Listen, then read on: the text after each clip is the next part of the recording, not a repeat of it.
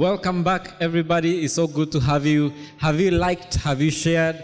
Have you called someone to come into this stream this evening? And wherever you are watching us from, we would like to welcome you. This is High Heights, the church where we love, grow, serve, and make a difference. This is Marriage Talks, where our marriage must come to a rest, a place of restoration, empowerment, strengthening, and eventually they will be transformed. And the amazing panel is back here with us. Remember, we began a very important conversation last week about finance, and we discovered that finance is one of the greatest obstacles in many marriages, and we began talking about very many different things. If you've not yet watched that segment, please go back and watch it after this. You will be blessed, you will be transformed. And this week we want to start looking at something very interesting. And one of the things that if you Google in most of the governments in around the globe is that you realize that one of the things that is in the government's possessions is the unclaimed assets. Because someone decided to take a portion of the money, invest in secret, and then they never got to reveal that I had a house at a certain place, I had bought a certain asset somewhere else, and at the end of the day, because they're not claimed, they go to someone else. So we want to ensure that we discuss this topic and ask ourselves, should investment be for the man, for the planner? Remember, we discussed about the planner and the spender. Should it be for the planner planning for investment, or should it be in a space where probably the planner thinks, because this person spends a lot of money, I don't think he's good in investment, so probably he will take the first profit and eat all of it or spend all of it. How should we handle investment? Where should we begin? Should we begin from there, or should we begin from here? I think one of the way I would like to look at it, I would like to look at the overflow of financial conflicts. And if at all we are talking about assets, could it be that I'm trying to bring a discussion on the table, I can foresee a certain danger, and when I try to bring you on the table, you don't see it. So because I don't want us to fall into that pit, I go behind you to do something. That could be one way of doing that, and it tells us that we have not come to a conclusion to tell like what we were talking about last time, to know that there is not our money and then give our money an assignment. But on the other hand, there is also the risk of me doing it without having discussed and even without bringing it on the table. And that tells me about a problem in the marriage. Do I foresee problem coming? Do I see myself in the long run in this marriage? Otherwise, why do I have a secret, investment without engaging my spouse? So could be from two different angles. I don't know what the rest of the panel think, but I think those could be some of the repercussion when we start to see some secret investment without the consent of the other spouse. Oh, wow.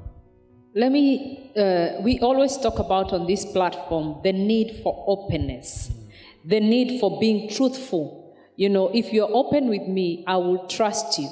But if you're not open with me, I will not trust you. And that is not a good foundation for any marriage or for any relationship. So, yes, one of the biggest problems we have is secrecy on how money is spent or how money is earned. You have somebody who might have multiple streams of income but doesn't declare it to the wife. Maybe she only knows about the main income, or the wife could be earning a certain amount of money, but the husband has never seen the pay slip. So the thing is, secrecy is a very dangerous thing to have where money is concerned. Because if you can hide from me, what happens? You've just given a good example that the government has a lot of unclaimed assets because people passed on and nobody knew about it.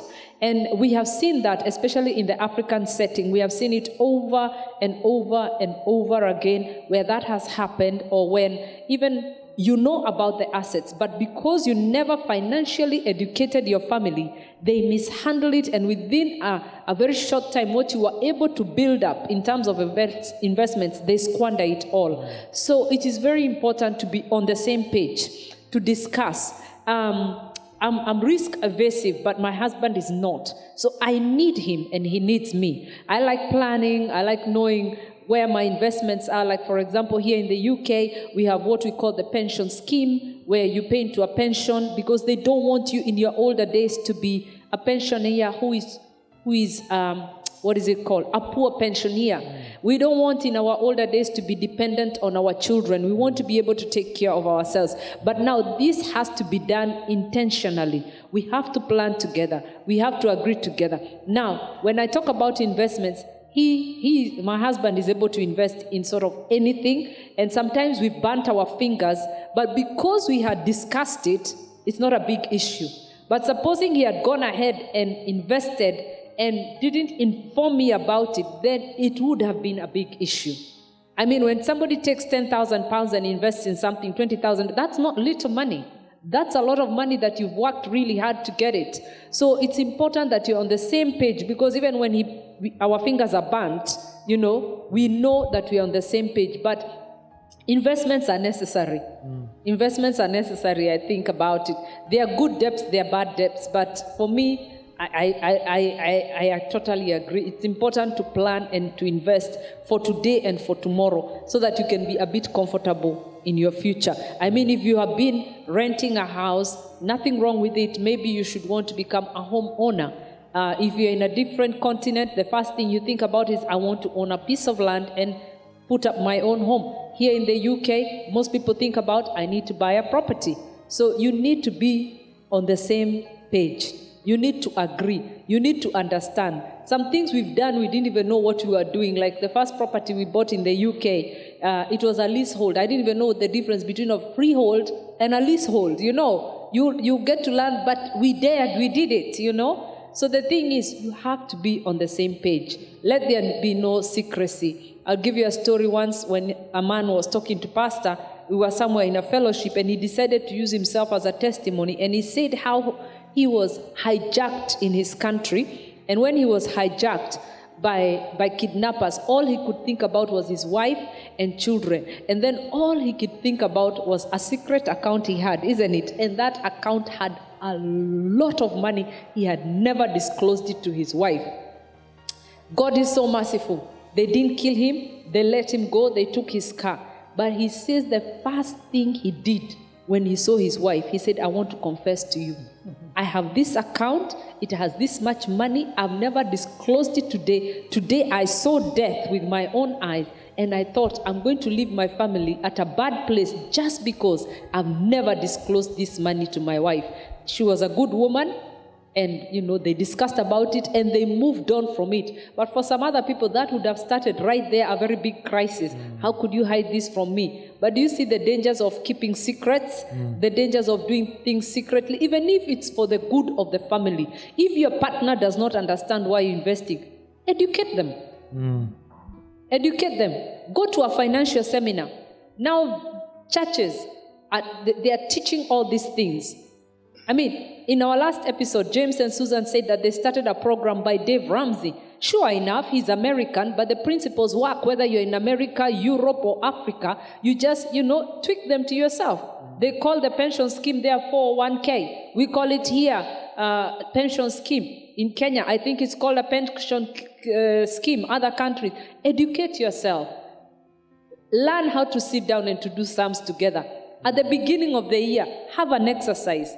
How much is our net worth? It doesn't matter even if you don't have those fixed assets. You still have a net worth. Start there.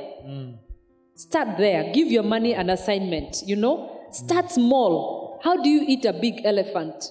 Bit by bit by bit. You don't have to compete with anybody. You don't have to do what your neighbor is doing. You do what you can do. Bit by bit by bit. Start small, slowly. Here in the UK, we have things like ISAs. You don't have to put £5,000 in an ISA. You don't need to put in 250 every month. You can do 20 quid, 20 pounds, and they are okay. You think about it, if maybe every month or every week you're putting in 20 pounds in that ISA by the end of the year, and then maybe the percentage of, is it interest? You're better off than when you started the year in January. That's an investment right there. It is. So Yeah, there are many things. Let's start small. Do what you can. Be on the same page. Agree. Discuss. If you are like me, you need somebody like him. And he also needs somebody like me when I'm thinking, no. Hang on a second. We are going at a very high speed. Let's reduce the speed, Yeah, work together. Wow. Build on your strengths. Wow. I've heard of men who invest more in their friends, like in secrets. They tell more of their secrets to their friends more than they do to their wives. And I've heard of cases where like a man died and a husband died, and after 2-3 months, the wife was kicked out of the house. She didn't know that it wasn't their very own house. The cars were taken away. The children were kicked out of private schools just because they didn't know. The mother didn't know, the wife didn't know what was going on. They used to live a good life, but the husband was so secretive. So it ends up being that those friends that you used to think that they were friends to you, or you used to think that they were your friends, they end up with most of the resources and most of the cars and most of the houses, because they are the ones who know your secrets more than your partner. And I don't see the reason why, if I love my wife, why I should be building a secret, I should be doing a secret project without, revealing it to her. I don't even see why she should be investing in her mother's, plot without telling me that I have this and this project that is going. So for us, we've agreed that whatever we want to do, either on my side or on their side, talking about families, she comes from, we don't come from the same family. So I'm talking about when we want to help their mom, we agree. When we want to help my dad, we also agree on that. And it used to be a women thing many years ago. People used to say wives used to have secret accounts, and then it is because of the way the husband used to be. Like what Pastor was saying, if the husband is a holder, the wife will try. Sometimes I heard of a man, a pastor who was telling us that he woke up in the night and found the wife doing, passing the hand across the face like this when the man was sleeping, trying to see if the man is asleep so that she can go into the wallet and get something for herself. You see, and it shouldn't get to that point where, you're trying to look for means and ways to get some money from your husband so that probably you can pay off something that you have started. And the deadline has come, you don't have the money, and the only place you can get the money is from your husband's pocket. Probably because you're a housewife, you're not working, as per that time you're raising children. And I think there should be an agreement that this is the investment that we want to do. I've also heard of people who surprise their wives with cars. You wake up in the morning, there is a brand new car right at the door. And I heard of one who asked the husband, "Who told you I needed it?" And the other time I heard the husband was building a very big premise somewhere, and the wife asked the husband, "Who told you I needed the house? Who are you building for?" We haven't agreed. Not unless you have a different plan, you have a side hustle, then we haven't agreed on that. So I believe there should be an agreement. I heard a joke of a man who was heard crying in the streets and wailing, saying, "My wife has made me a millionaire." And people were asking him, "What is wrong with your wife making you a millionaire?" And the man said, "I was a multi-millionaire." So I think I think the wife was doing some projects, outside the agreement of the family. And when the man realized, he went into the streets like a crazy man. So it's good for people to agree. Yeah. So I can say there, I think there's the main issues there are a trust, lack of trust thereof, and idolizing money, having money as a god.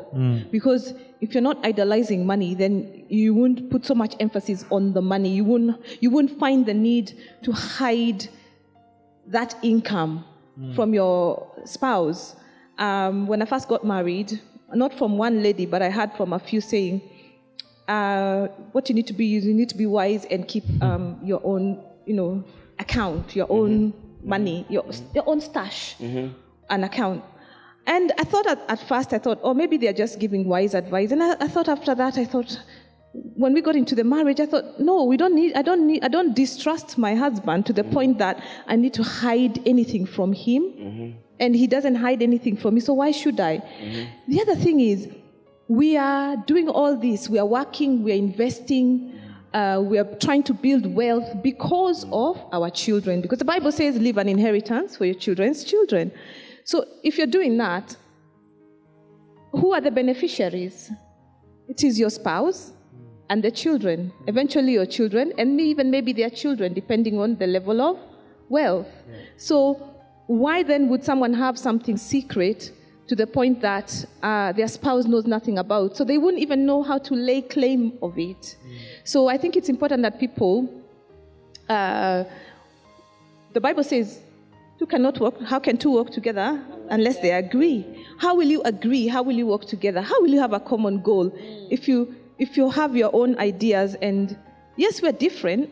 Like Pastor has mentioned, there are different personalities. My husband and I are also different. But we still respect each other's being, who you are. You're a giver. I don't stop you from giving. I'm a planner and a saver. You don't stop me, So if we come together, very good united force. And this is for our children, our children's children. And that's something maybe we would encourage people out there. Just trust each other, work on the trust, and everything else will fall into line. As we are talking about investments, there's also another foolishness that is out there. And I speak this from experience as a pastor. I just want to bring another angle where supposing that the higher income earner in the family takes control and does all the budgeting and all that. Now, just because I love budgeting, I like looking at things, I like knowing where my money is going and things like that, does not mean that pastor is ignorant or he doesn't know what is going on. But there is a serious problem where I have seen, and this has happened to very dear Christian sisters in the Lord, where they are married and they have entrusted everything to their husband. So you ask this dear sister, so what's your electric bill? I don't know. What's your water bill? I don't know. What does it cost you to run this house? I don't know. So what do? I just buy food and put petrol in my car, and my clothes and my hair and my nails. Now that is ignorance. You cannot operate at that level of ignorance. You have to know what's going on. Supposing tomorrow, God forbid it happens to anybody, then tomorrow your husband passes on. We'll start educating you where to go and pay for your electric bill. We'll start educating you where to go and pay for your water bill. We cannot live so ignorantly that we don't know what's going on. Have some insight. Know what's happening. Understand the bills. Understand how to pay them. You just can't. We have a friend, and then the wife was telling us he's in so much debt, please help me. And then pastor was asking him, why are you taking these credit cards? They are offering them to me. It's like as though money is being given to you in a silver platter. They are offering it to me. What are you doing with it? I'm helping my sisters back home, whatever. And then you end up 30,000, 50,000 in debt. You understand? It's true. A true story. It's a true story. And his answer to pastor was, they're offering it to me. Yes, they are. Right now, if we all open our bank apps right now, right here, you have a loan offer. All you need to do is to press agree. Yeah. Am I right or wrong? No, you're There is right. a credit card offer. All you need to right now, open your app. They're offering you a credit card. They're offering you a loan. They're offering this. One time, pastor had a loan, and he went to the counter. I don't know what he was doing. And then the lady said, oh, you're about to complete your loan. Can we top it up? Like as though it's a mobile phone you top up. Or it's like as though it's electricity tokens or whatever you top up. Pastor was saying, top it up. And he came and told me, did you hear the language of that woman? Top it up. I'm finishing to pay off a loan, and she's telling me to top it up. Imagine. Let's not be ignorant. Let's not handle our finances ignorantly. They even send you a letter with your name on it. Like, James, you are the lucky, you're very lucky, you are the chosen one. You are the one who has been chosen this time, and you can afford it. And the requirement of freedom. When God created Adam and Eve, was to tell them there are something they need to touch, and there are something they are not supposed to touch. Not everything that is freely in your presence, you're supposed to touch. That's true. If you don't live with that discipline, you get the same problem that Adam and Eve made us all to fall into. Wow. That's true. I used to have restraint. I think, and I do echo that one. You have to be careful. Because there's this thing about terms and conditions. We never read them. Because everyone finds those small print is too much. You just go click, agree, but you don't know what you're agreeing to. So it's only later when you start discovering what you agreed to. But as Pastor said, touching it, some of these things you have to really avoid, because those are traps. Those are the traps which now put someone in a position where you become enslaved. And as you know, the borrower is a slave to the lender. That's what it says in Proverbs 22. Proverbs 22:7. The rich rule over the poor, and the slave is the borrower is slave to the lender. So all of a sudden, now is when the bank calls, you're jumping. You're going to look for work. You want to pay them. You want to sell things to pay them. So you see, they've enslaved you already. They've caught you. That's why falling into those little traps, you really need to watch out for them. And I think when we started, the topic was pretty much as well, having a secret bank account. That one, it's a major issue on trust. For me, I always think about it is like that the person with the account has one step out of the door. Is like, I'm in this marriage, but this is my security in case of anything. And that means it's a major trust issue in a way. It's a major trust issue because you should be able to sit down with your partner and go, okay, this is what I have, this is what you have, because you're investing for the future, as everyone has said, you will drop dead. What if you drop dead, then what?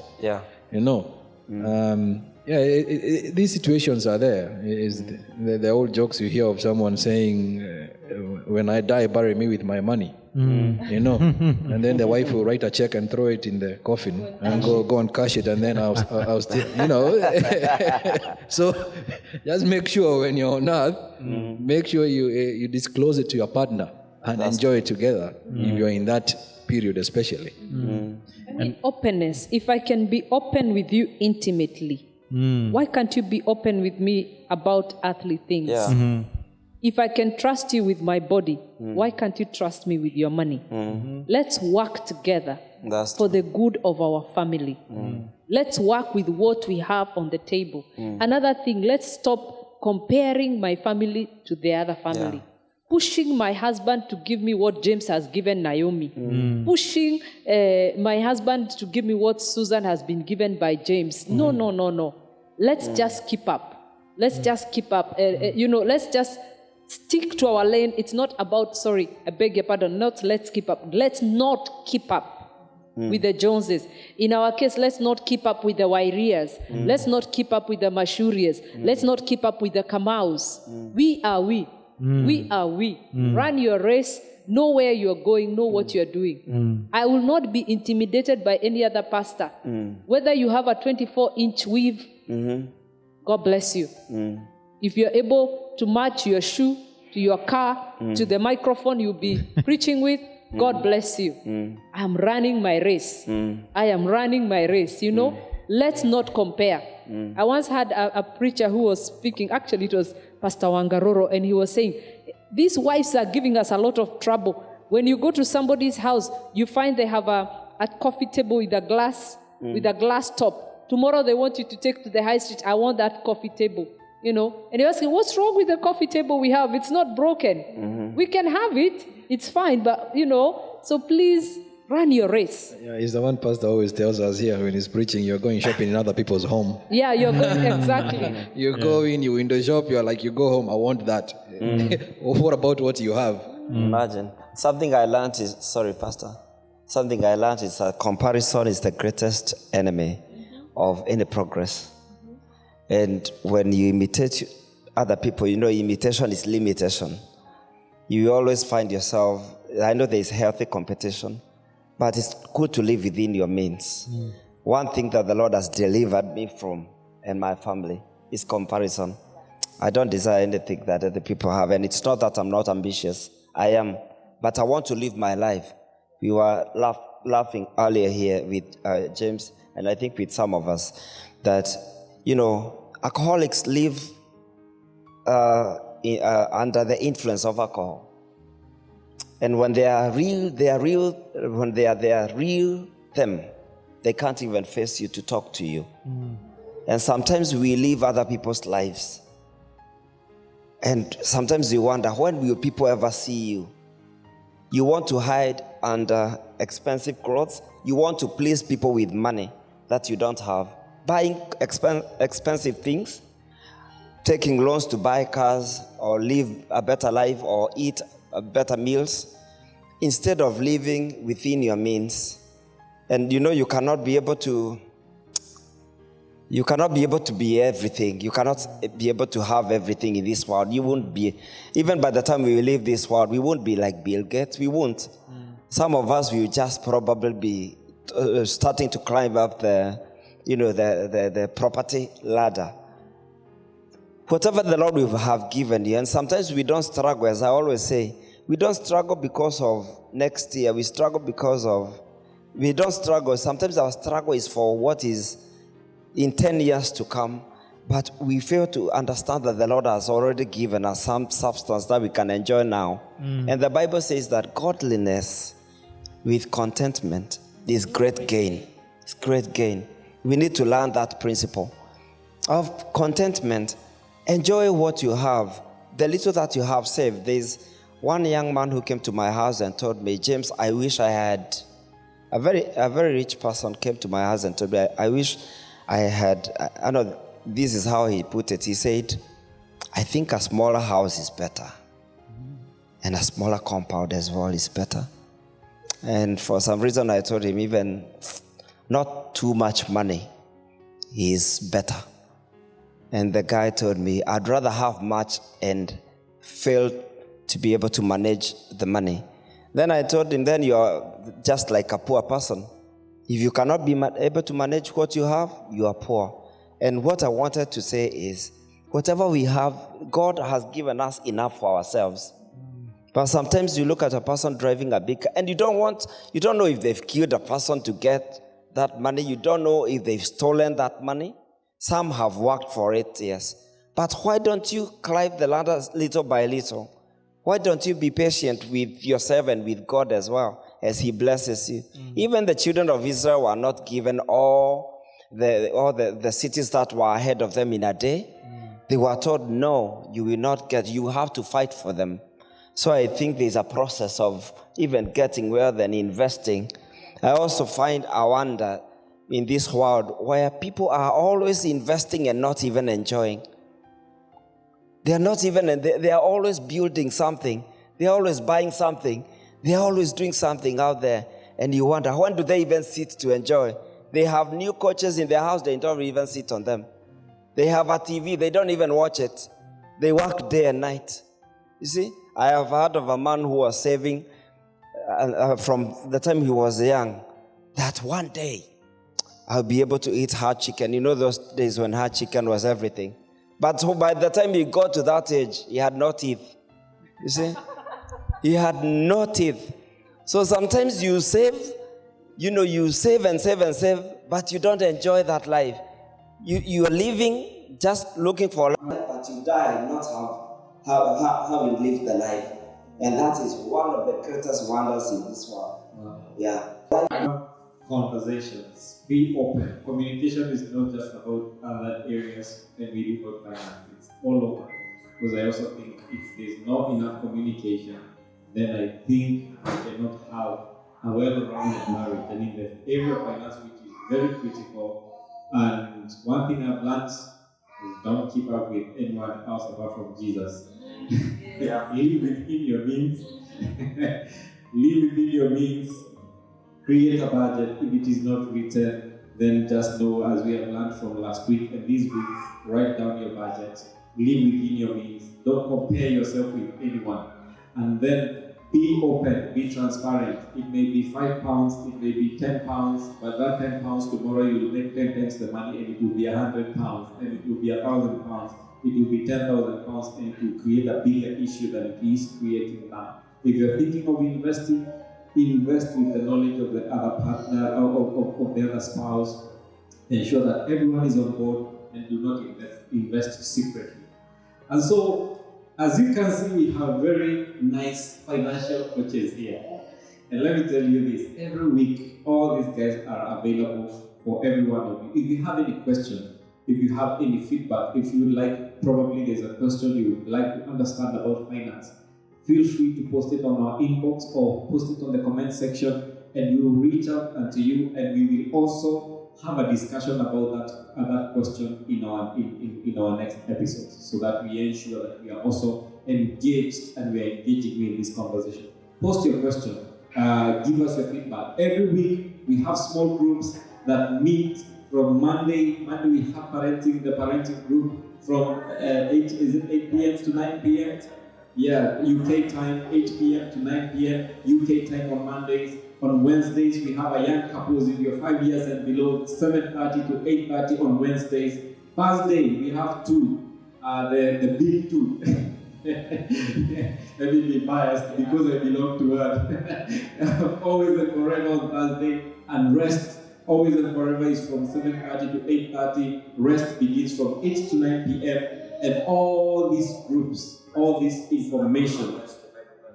And on Wednesday we have Bible buddies. So if you'd like to engage in a moment of Bible study and everything, just engage in that. And all these groups, especially the ones that are dealing with marriages, these conversations are there. You will benefit. Inbox us, inbox your contact. We will reach out to you. We will connect you to a coach. We will connect you to a group, and you will feel at home. This is High Heights Church, where we love, grow, serve, and make a difference.